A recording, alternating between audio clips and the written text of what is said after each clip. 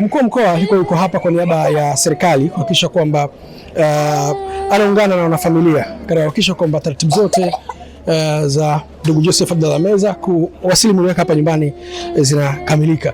Tuko na Mheshimiwa mkuu wa mkoa. Mheshimiwa, asalamu alaykum. Alaykum salaam. Habari za majukumu? Salama.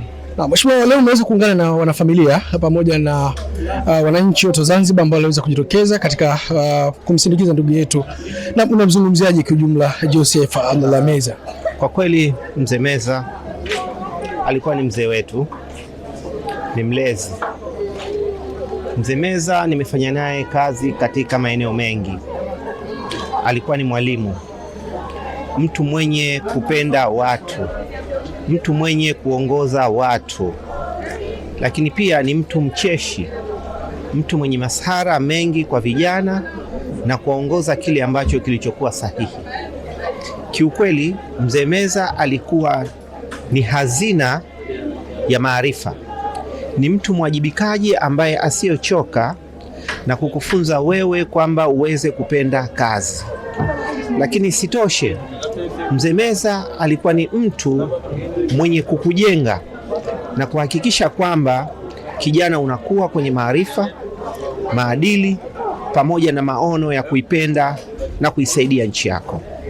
Kiukweli niseme kwamba tumepoteza mtu ambaye mwenye maarifa mengi, mwenye ujuzi mwingi, mtu mkweli, mtu ambaye alikuwa hana hiana na ni mtu wa watu.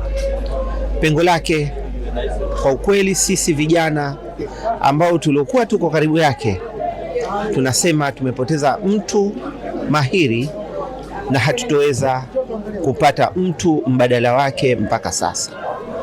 Labda Mheshimiwa mkuu wa mkoa, kwa yote mazuri ambayo mpata nafasi ya kueleza, labda viongozi wa leo hasa vijana hawa wana yepi ya kuendelea kuweza kujifunza ili kuendelea kufanya vizuri kama ambavyo aliofanya mzee Meza na kuacha historia ambayo kimsingi haitaweza kufutika? Kwanza, kwa kumlinganisha na mzee Meza, vijana tunatakiwa tuwe watulivu.